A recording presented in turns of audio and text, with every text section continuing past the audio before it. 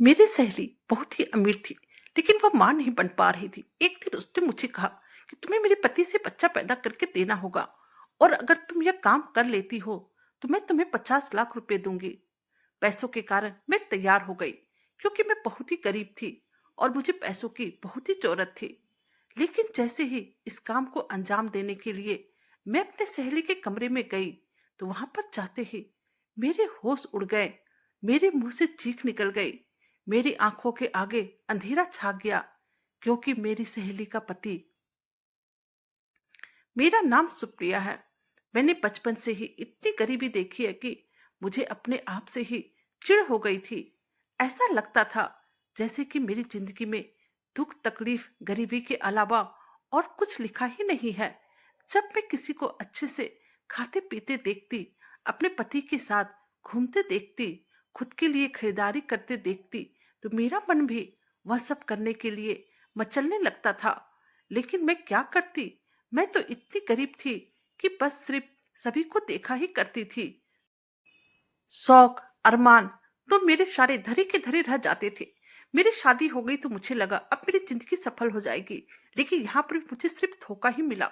मेरा पति जो कि सिर्फ शराब पीता रहता और अपनी मनमानी करते रहता था, उसे मुझसे कोई मतलब नहीं था। केवल रात के समय मेरे पास आता और दिन भर इधर उधर शराब पीकर भटकते रहता था। मेरी उम्र अभी मात्र 25 साल हो रही थी और मैं 2 बच्चों की माँ भी बन चुकी थी। अभी मैं कुछ सालों से अपनी सहेली पल्लवी के साथ रह रही थी, क्योंकि पल्लवी मेरी बचपन की सहेली थी। हम दोनों ने स्कूल में एक साथ पढ़ाई की थी। मेरे 2 बच्चे थे, एक बेटा और एक बेटी। लेकिन मेरी सहेली पल्लवी की अभी तक कोई औलाद नहीं हुई थी। उसकी और मेरी शादी एक साथ ही हुई थी। 3 महीने का सिर्फ अंतर था, लेकिन आज मैं 2 बच्चों की माँ बन चुकी थी और मेरी सहेली पल्लवी बच्चे के लिए तरस रही थी। मेरी शादी गांव में हुई थी और मेरा पति ऐसा इंसान था जिसे ना घर की चिंता थी और ना ही अपनी बीवी बच्चों की। वह बहुत ही बिगड़े अय्यास आदमी था।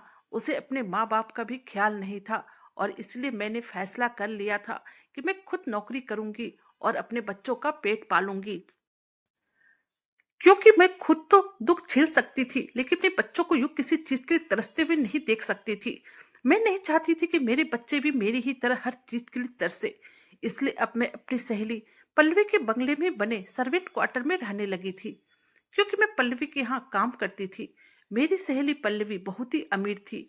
उसके पति के ढेर सारे बिजनेस थे और उसका अपना बहुत ही बड़ा बंगला था। मेरा काम बंगले में जितने सारे नौकर थे, उन सभी से अपनी निगरानी में अच्छे तरीके से काम करवाना था, और इस काम के बदले पल्लवी मुझे सैलरी दिया करती थी, जिससे कि मैं अपने बच्चे की परवरिश अच्छे से कर पा रही थी।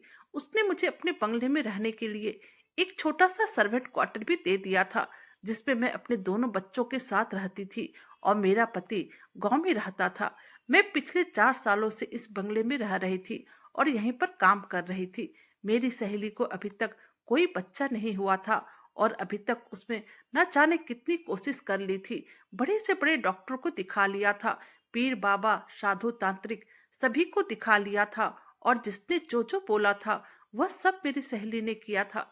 लेकिन अभी तक उसकी औलाद की तमन्ना पूरी नहीं हो सकी थी। शायद उसकी किस्मत में बच्चे का सुख लिखा ही नहीं था। मेरी सहेली बहुत ही अच्छी थी।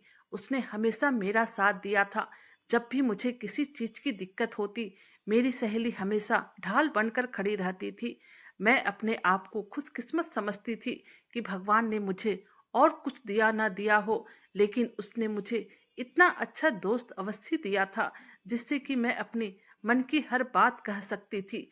हम दोनों में बहुत ही गहरी दोस्ती थी, और आज मैं अपने बच्चों का परवरिश सिर्फ अपने सहेली की वजह से ही कर पा रही थी।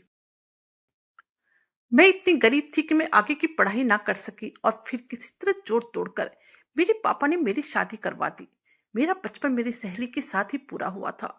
मुझे जब भी कभी पैसों की जरूरत होती तो मैं अपनी सहेली पल्लवी से मांग लिया करती थी। शादी के कुछ दिन बाद ही मेरे माँ और पापा दोनों इस दुनिया से चले गए थे।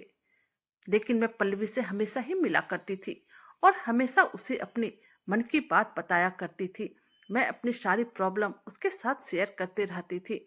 मैं जब भी चिंता में डूबी रहती तब पल्लवी मुझे कहती थी, तुम चिंता मत करो, समय के साथ सब ठीक हो जाएगा, और देखो मैं तुम्हारे साथ हूं ना। मेरे रहते तुम्हें किसी चीज की फिक्र नहीं करनी है। और फिर समय इसी तरह बीतने लगा था। लेकिन एक दिन पल्लवी बहुत ही उदास होकर और आंखों में आंसू लेकर मुझे कहने लगी, तुम्हें पता है सुप्रिया, अब मेरा पति रोहित बहुत ही परेशान रहता है और बस एक ही बात कहता रहता है कि बस हमें एक औलाद चाहिए और ना जाने भगवान कब हमें यह औलाद का सुख देंगे। और मैं उन्हें इस तरह से परेशान नहीं देख सकती हूँ। मैंने पल्लवी को कहा, तुम लोग एक बच्चे को गोद क्यों नहीं ले लेती हो? तब पल्लवी कहने लगी, नहीं, रोहित कहता है कि उन्हें खुद का बच्चा चाहिए। वह किसी और के बच्चे को अपना नाम नहीं देगा, क्योंकि वो हमेशा कहते रहते हैं कि मैं अपने माँ बाप का इकलौता बेटा हूँ। मेरे माँ बाप के मरने के बाद मैं अपनी पीढ़ी को यहाँ तक लेकर आया हूँ और मैं चाहता हूँ कि मेरा अपना बच्चा ही मेरे खानदान को आगे बढ़ाए। लेकिन अगर मेरा कोई बच्चा ही नहीं हुआ तो मेरे खानदान तो यहीं पर ही खत्म होकर रह जाएगा। सुप्रिया, मेरे पति को अपने खानदान के लिए खुद का ही वारिस चाहिए। हमारे काफी रिश्तेदार लोग भी यही कह रहे हैं कि हम लोग बच्चे को गोद ले ले। लेकिन मेरे पति इस बात के लिए बिल्कुल भी तैयार नहीं है। रोहित का कहना है कि अपना खून तो अपना ही होता है और पराया पराया ही होता है। रोहित बहुत ही जिद्दी है और उन्हें खुद का ही खून चाहिए।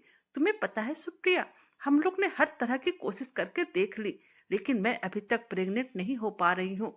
मैंने तो बच्चे के लिए जादू टोना भी करवाया है, लेकिन सब बेकार हुआ। और अब पता है रोहित क्या कह रहे हैं कि अगर बच्चा नहीं हुआ तो वह दूसरी शादी कर लेंगे। वैसे तो रोहित मुझे बहुत ही प्यार करते हैं, लेकिन वह भी मजबूर है। मुझे समझ में नहीं आ रहा है कि मैं क्या करूं, क्योंकि मैं सब कुछ बर्दाश्त कर सकती हूँ, लेकिन मैं अपनी सौतन को बिल्कुल भी बर्दाश्त नहीं कर सकती हूँ। मैं तो रोहित के सामने रोने लगती हूँ तो वह मेरे आंसू देखकर अपना इरादा बदल लेता है। लेकिन फिर कुछ दिनों के बाद बच्चे की मुंह में वह फिर से वही सब बोलने लगता है। उसने तो मुझे यहाँ तक कह दिया है कि तुम्हारी जो इज्जत इस घर में है वह कभी भी कोई दूसरी औरत नहीं ले सकती है, और मेरे दिल में जो तुम्हारे लिए मोहब्बत है वह हमें उसका जगह कोई भी नहीं ले सकता है। लेकिन मुझे पता है ऐसा बिल्कुल भी नहीं होगा। बच्चा होने के बाद रोहित भी समय के साथ उस औरत के लिए और बच्चे के लिए बदल ही जाएगा। यह कहकर पल्लवी जोर जोर से रोने लगती है। मैंने पल्लवी को समझाया और कहा, तुम परेशान मत हो, देखना सब ठीक हो जाएगा। भगवान पर भरोसा रखो, वो तुम्हारे साथ कुछ भी गलत नहीं करेंगे। तुम इतनी अच्छी हो, दूसरों की मदद करती हो, फिर भगवान तुम्हें दुख कैसे दे सकते हैं?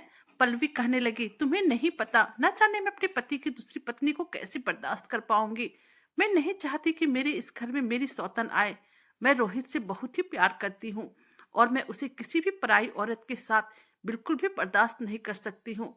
क्या पता था कि शादी होने के बाद भगवान मुझे इस तरह से बे औलाद रखेंगे। मैंने पल्लवी को समझाया, रोहित तुमसे बहुत प्यार करता है और वह सिर्फ मजबूरी में ही दूसरी शादी करना चाहता है। फिर भी पल्लवी कहने लगी, तुम्हें नहीं पता पर मैं जानती हूँ, जब मेरे पति की दूसरी पत्नी घर में आएगी और वह बच्चा पैदा करके देगी तो फिर रोहित के दिल में मेरे लिए जो भी बची खुची मोहब्बत है वह भी खत्म हो जाएगी। क्योंकि मैं तो बांझ हूं ना, और मैं उसको बच्चा नहीं दे सकती हूँ। और जो बच्चा देगी वही पति के दिल पर राज करेगी। फिर तो मेरी इज्जत इस घर में नौकरानियों से भी बुरी हो जाएगी, और मैं ऐसे बिल्कुल भी नहीं चाहती हूँ। और मैं ऐसा बिल्कुल भी किसी भी कीमत पर नहीं होने दूंगी।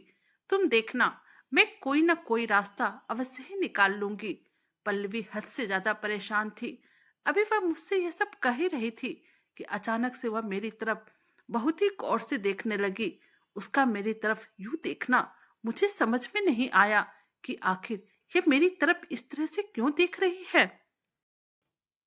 अचानक इसे क्या हो गया जो ये मेरी तरफ इस तरह से देख रही है? और फिर पल्लवी ने मेरा हाथ पकड़ा और मुझे सोफे पकड़कर बैठ गई। मैंने देखा उसकी आंखों में आंसू झिलमिला रहे थे। मैंने कहा, क्या हुआ पल्लवी, तुम इस तरह से मुझे क्यों देख रही थी? आखिर तुम्हारे मन में क्या चल रहा है? फिर उसने मेरा हाथ थामकर मुझे ऐसा कुछ कहा जिसे सुनकर मैं हैरत भरी नजरों से उसे देखने लगी। उसने मुझे कहा, तुम मुझसे वादा करो कि तुम मेरे इस काम में मेरा साथ दोगी। मैं तुम्हारे पांव पड़ती हूँ, प्लीज तुम मेरा साथ दो। फिर पल्लवी कहने लगी, मुझे पता है यह काम बहुत ही मुश्किल है और कोई भी औरत इस काम को इतनी आसानी से नहीं करेगी। मैंने कहा, पल्लवी, भले मैं ये काम कैसे कर सकती हूँ, और वह भी बिना किसी को बताए। आखिर मुझे इस काम के लिए अपने पति से पूछना तो पड़ेगा ही।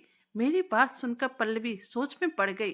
फिर वह कहने लगी, अगर तुम मेरी मदद करोगी तो मैं तुम्हें इसके बदले भारी कीमत दूंगी। अपने इस काम के लिए मैं तुम्हें पूरे 50 लाख रुपए दूंगी। इतनी बड़ी रकम सुनकर मेरे तो होश ही उड़ गए। मैंने कभी भी जिंदगी में इतना पैसा नहीं देखा था। अब तो मेरे आंखों के सामने 50 लाख रुपया घूमने लगा। मैंने बचपन से ही गरीबी देखी थी। मेरी शादी भी गरीब आदमी से ही हुई थी, और मेरे पति, सास, ससुर सभी लोग गांव में रहते थे, और मैं अपने बच्चों के साथ पल्लवी के बंगले में रहती थी। बचपन से ही मेरे सारे शौक अरमान अधूरे रह गए थे।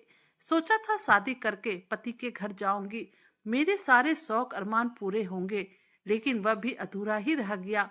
और अब जब इतनी छोटी से काम के लिए मुझे 50 लाख मिलने वाले थे, तो मैंने खुशी खुशी में इस काम को करने का मन बना लिया।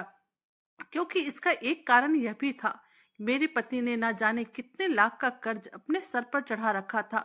अगर यह 50 लाख मुझे मिल जाते तो मेरा बहुत ही काम आने वाले थे, क्योंकि यह बहुत ही बड़ी रकम थी और काम भी कोई ज्यादा बड़ा नहीं था। मुझे यह काम करने में कोई फर्क नहीं पड़ता, लेकिन मुझे बस इस बात का डर था कि कहीं मेरा पति इस काम को करने के लिए मुझे मना ना कर दे। लेकिन मुझे यह भी उम्मीद थी कि जब मेरा पति 50 लाख के बारे में सुनेगा तो फौरन ही वो इस काम के लिए तैयार हो जाएगा। अब यही सब मैं सोचने लगी थी। मैंने देखा कि पल्लवी मेरे जवाब का इंतजार कर रही थी। मैंने कहा, ठीक है, मैं तुम्हारी मदद करने के लिए तैयार हूँ, लेकिन तुम्हें इस काम को करने के लिए रोहित को तैयार करना पड़ेगा।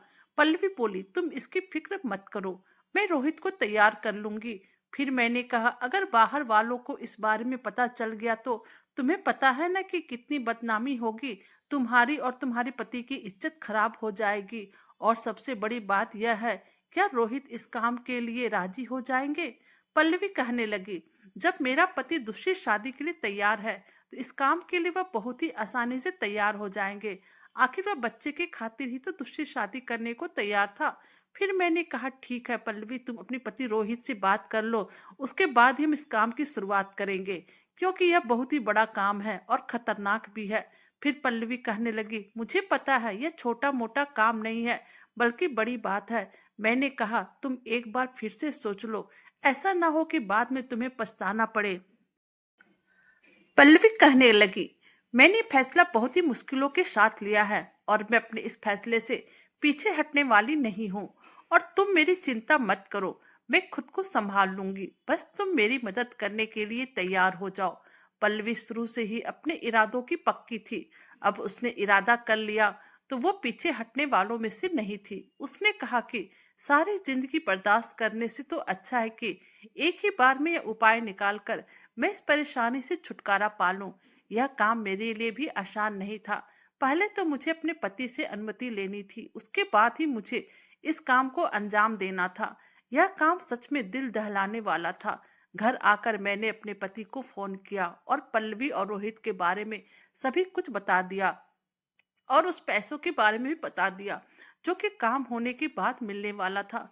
मेरी बात सुनने के बाद पहले तो मेरे पति गुस्सा हुए, क्योंकि मर्द था। जाहिर सी बात है, कोई भी मर्द अपनी पत्नी को दूसरे मर्द के पास सोने की अनुमति नहीं दे सकता है। लेकिन मेरा पति लालची आदमी था। वह मुझसे ज्यादा मेरे पैसों से प्यार करता था, और इन्हीं कारणों से मैंने गांव छोड़ दिया था और शहर में आकर अपनी सहेली के बंगले में रहकर नौकरी करने लगी थी।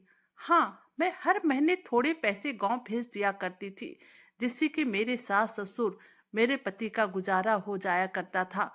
और अब जब मेरे पति को 50 लाख रुपए के बारे में पता चला, उन्होंने मुझे यह काम करने की अनुमति दे दी।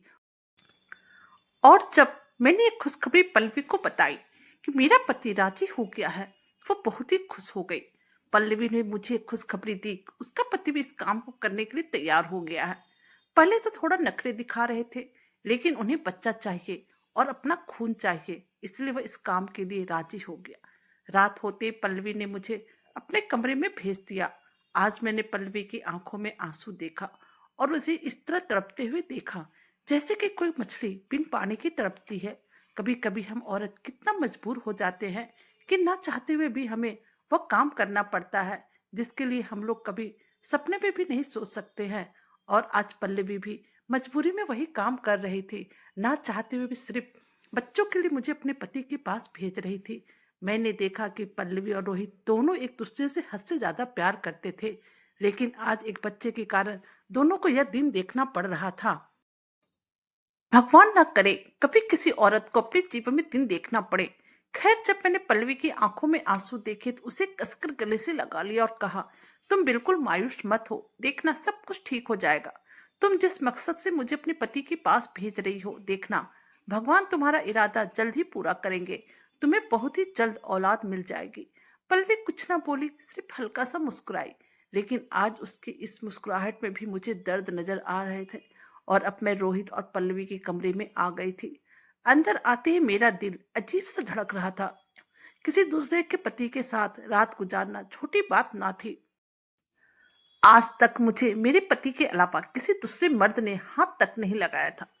मैंने देखा रोहित सोफे पर बैठा सिगरेट पी रहा था। पूरे कमरे में धुआं फैला हुआ था। उसके लिए भी ये काम करना आसान नहीं था।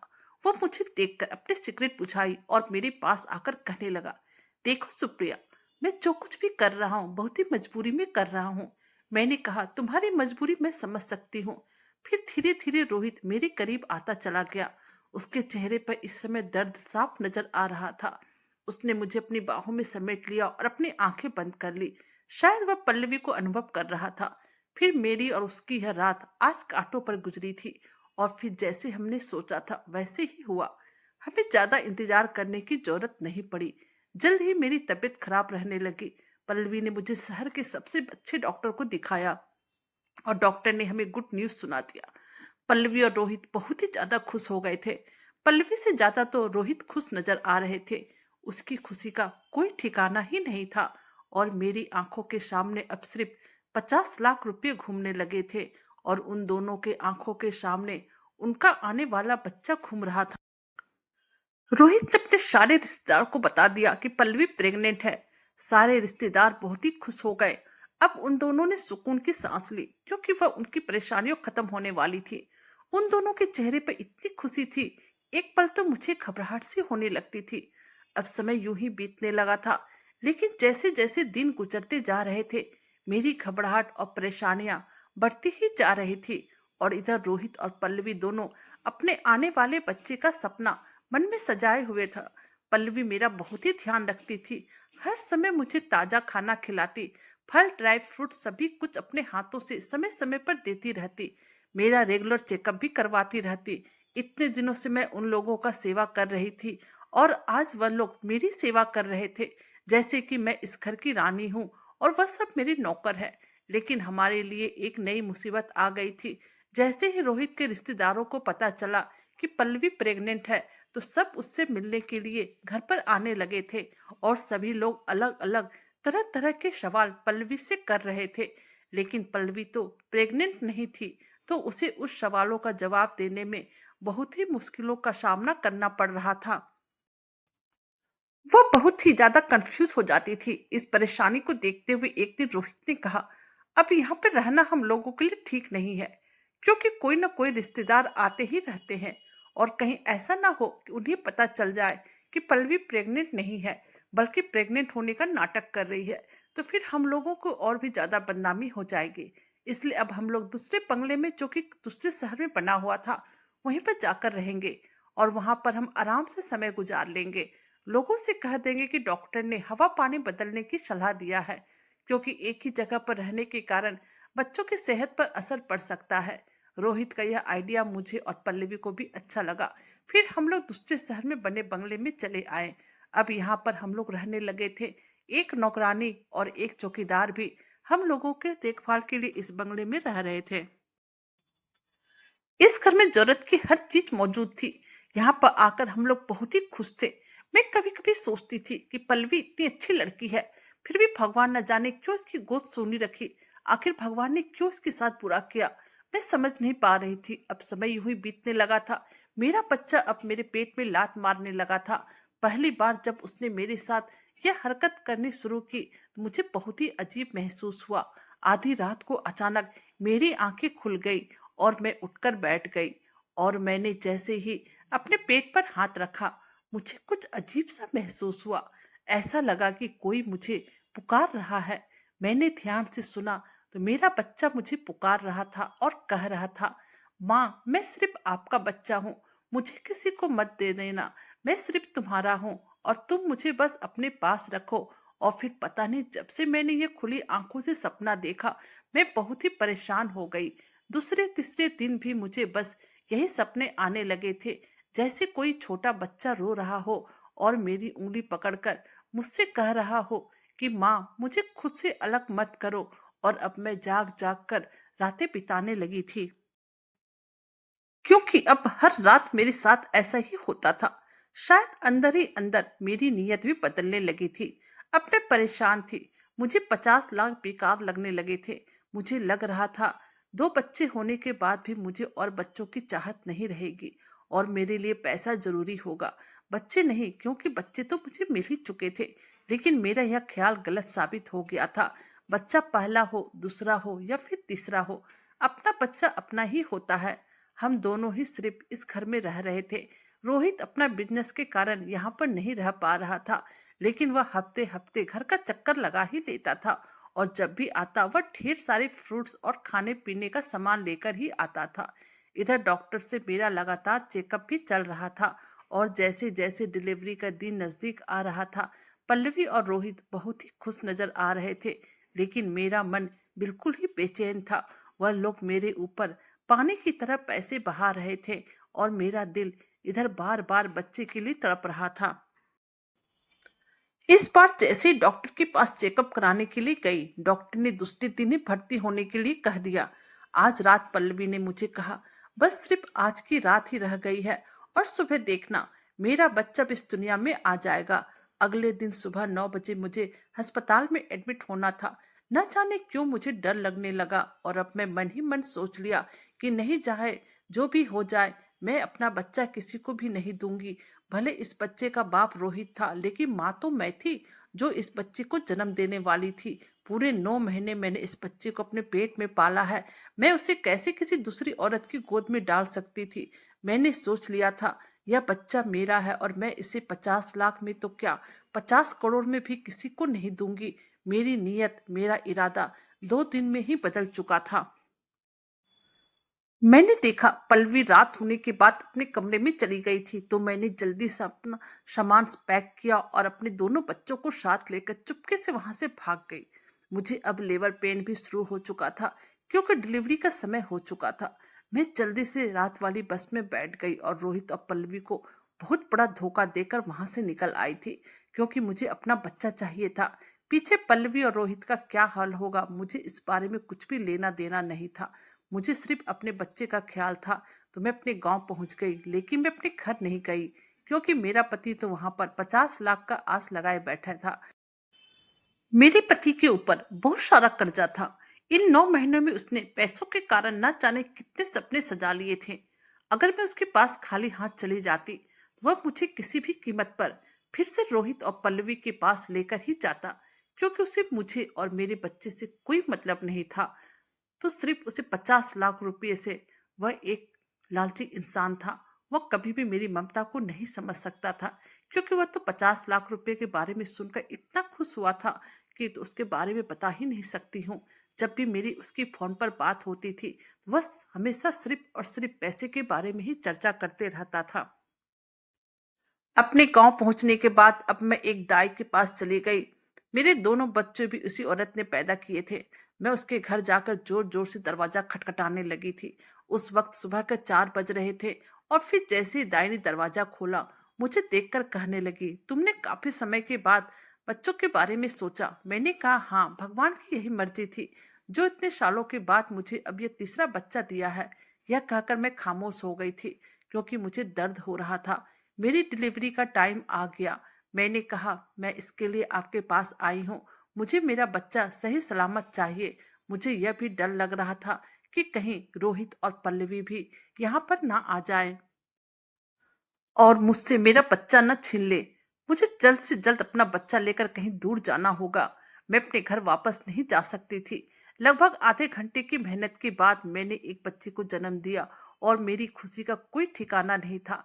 मैंने सोच लिया था मैं जल्द से जल्द अपने बच्चे को लेकर यहाँ से कहीं दूर चली जाऊंगी और यहाँ से बिल्कुल गायब हो जाऊंगी, ताकि मेरे बारे में किसी को कुछ भी पता ना चल सके। मैं कुछ भी करूंगी, लेकिन अपना बच्चा पल्लवी और रोहित को किसी भी कीमत पर नहीं दूंगी। ना जाने अचानक मुझे क्या हो गया था। मैं अपनी सहेली के लिए इतनी कठोर कैसी हो गई थी। मैंने उन दोनों का नमक खाया था। उन्होंने मुझे उस समय सहारा दिया था जब मेरे खाने की भी लाले पड़े थे। लेकिन आज मैंने पल्लवी के सारे इच्छाओं पर पानी फेर दिया था। मैंने उनको अपने बच्चे के सपने दिखाकर उनकी आंखों से उनके सारे सपने नोच लिया था। जब वादा पूरा करने का टाइम आया तो मैंने उसे धोखा दे दिया था। मुझे नहीं पता था कि एक माँ इतनी खुदगर्ज क्यों होती है, जितना कि मैं हो गई थी। मैं अपने तीनों बच्चों को लेकर एक दूसरे गांव आ गई। छोटा सा गांव था जहां पर बहुत ही कम लोग रहते थे। यहाँ पर मैंने पुरानी सी झोपड़ी में अपना और अपने बच्चों का गुजार बसर करना शुरू कर दिया और अपने बच्चों की परवरिश करने लगी। शायद मुझे रोहित और पल्लवी ने ढूंढने की कोशिश की हो, लेकिन मैं बहुत दूर जा चुकी थी, जिसके बारे में लोगों को कुछ भी पता नहीं चला था। यहाँ पर भी मैंने लोगों के घरों में काम करना शुरू कर दिया और मैं अपना और अपने बच्चे का पेट पालने लगी। लेकिन शायद मुझे मेरे किए की सजा मिली थी, क्योंकि मैंने उन दोनों का दिल दुखाया था। मुझे मेरी केक की सजा इस तरह मिला कि एक दिन अचानक मेरी तबीयत बहुत ज्यादा खराब हो गई। गांव के लोगों ने मुझे एक सरकारी अस्पताल में भर्ती करवा दिया। वहां पर पता चला कि मुझे कैंसर जैसी बीमारी हो गई है और मैं कुछ दिनों की मेहमान हूँ। यह सुनकर जैसे मुझे सब कुछ डूबता हुआ नजर आ रहा था। मेरे तीनों बच्चे अनाथ हो जाते, उनका क्या होता। उस रात मैं फूट फूट कर रोई थी। एक पड़ोसन से मेरी अच्छी जान पहचान हो गई थी। अब मुझे अंधेरी जिंदगी में वही एक रोशनी नजर आ रही थी। मैं उसके पास गई और हाथ जोड़कर बोली, मेरी एक छोटी सी मदद कर दो। मैंने उसे एड्रेस लिखकर दे दिया और कहा, इस एड्रेस पे चली जाओ और इस बच्चे को भी साथ में लेकर जाना और कहना कि सुप्रिया ने तुम्हारी अमानत तुम्हारे पास भेजी है। उन लोगों से कहना कि मुझे माफ कर दे। शायद वह लोग मुझे माफ कर दे तो मेरी तकलीफ कुछ कम हो जाए। मेरी पड़ोसन काफी अच्छी औरत थी। उसने मेरी तकलीफ को समझा और वह एड्रेस और मेरे छोटे बेटे को लेकर शहर चली गई। रोहित और पल्लवी से मिली और उन्हें सारी बातें बताई, लेकिन उन्होंने उसकी बातों पर विश्वास नहीं किया और सोचा कि औरत झूठ बोल रही है। लेकिन जब उन दोनों ने बच्चे की शक्ल को गौर से देखा तो वह बिल्कुल रोहित के जैसा ही था। अब उन दोनों को उस औरत की बातों पर भरोसा हो गया था। रोहित और पल्लवी मुझसे बहुत ही ज्यादा गुस्सा थे। वह लोग मेरी मदद बिल्कुल भी नहीं करना चाहते थे। फिर मेरी पड़ोसन ने कहा, आप लोग एक बार सिर्फ चलकर सुप्रिया को देख लीजिए, क्योंकि उसके पास समय बहुत ही कम है और उसकी जान खतरे में है, क्योंकि डॉक्टर ने उसे शहर में इलाज करने के लिए कहा है। अगर उसका ऑपरेशन नहीं होगा तो वो मर जाएगी। रोहित और पल्लवी को आज तक बच्चा नहीं हुआ था और अब उन लोगों ने बच्चों की ख्वाहिश अपने दिल से निकाल दी थी। रोहित का कहना था, शायद भगवान नहीं चाहते कि मेरा बच्चा हो। अगर भगवान ही नहीं चाहता तो मुझे दूसरी शादी होने पर भी बच्चा नहीं होगा। यही सब सोचते उसने बच्चों का ख्याल दिल से निकाल दिया था। अब वह दोनों मेरे बेटे के साथ मुझसे मिलने आए। जब उन्होंने मुझे देखा तो उनकी यादें ताजा हो गई। जब मैं फिर से उभर गए। फिलहाल उन्होंने मुझे इतने दर्द में तड़पते देखा तो मुझे माफ कर दिया, लेकिन मुझसे शिकायत जरूर की थी कि तुमने हमारे साथ अच्छा नहीं किया। तुम जानती थी कि हमने घर वालों से झूठ बोला था जब तुम भाग गई। हमने लोगों से कहा कि हमारा बच्चा अस्पताल में पैदा हुआ था, लेकिन अस्पताल में ही किसी ने चोरी कर लिया और उसका कुछ पता न चल सका और हम फिर से बेऔलाद रह गए। हमें क्या पता था आज 2 साल के बाद अपने बेटे को इस तरह देख सकेंगे। मैंने दोनों हाथ जोड़कर माफी मांगी। दोनों ने मुझे माफ कर दिया। वह लोग मुझे शहर लेकर आए और यहाँ पर मेरा इलाज बहुत ही बड़े अस्पताल में करवाया। शायद भगवान को मुझे जिंदगी देनी थी। मेरी गलती तो बहुत बड़ी थी, जिसके लिए मुझे मौत मिलती भी तो कम होती। लेकिन शायद मेरे बच्चों का नसीब था कि मैं बच गई थी। मेरे पति तो 1 साल पहले ही एक एक्सीडेंट में मर गया था। मैंने रोहित और पल्लवी को उसका बेटा सौंप दिया और फिर अपने दोनों बच्चों को लेकर अपने गांव वापस चली आई। आज वह लोग अपनी जिंदगी में बहुत ही खुश हैं और इधर मैं अपने बच्चों के साथ गांव में रह रही हूँ। पल्लवी ने अपना वादा निभाया। उनका बेटा मिलने पर उसने मुझे 50 लाख रुपए दे दिए और हर महीने वह मुझे पैसे भी भेजती रहती है। लेकिन आज भी मुझे इस बात का अफसोस होते रहता है कि मैं उन भले लोगों के साथ कितना गलत किया था। न जाने अचानक मुझे उस समय क्या हो गया था कि मुझे अपने बच्चे के अलावा कुछ भी सूझ नहीं रहा था, जबकि मुझे पता था कि मेरा बच्चा राजकुमार की जिंदगी जिएगा। लेकिन फिर भी मैं अपने बच्चे को अपने से अलग ना कर पाई। शायद यह बात कोई समझे ना समझे, लेकिन एक माँ इस बात को भली भांति समझती है कि उसके लिए इस दुनिया में उसके बच्चे से बढ़कर कोई दूसरा चीज नहीं हो सकता है। और अब मैं कभी कभी अपने बेटे से मिलने चली जाती हूँ। पल्लवी और रोहित ने अपने सब रिश्तेदारों को बता दिया कि हमें हमारा बेटा वापस मिल गया है, जो अस्पताल में चोरी हो गया था। वह लोग अपनी जिंदगी में बहुत ही खुश हैं। दोस्तों, कहानी कैसी लगी प्लीज कमेंट करके बताइएगा। अगर आप हमारे चैनल पर नए हैं तो हमारे वीडियो को लाइक, सब्सक्राइब और शेयर कीजिएगा। Thank you.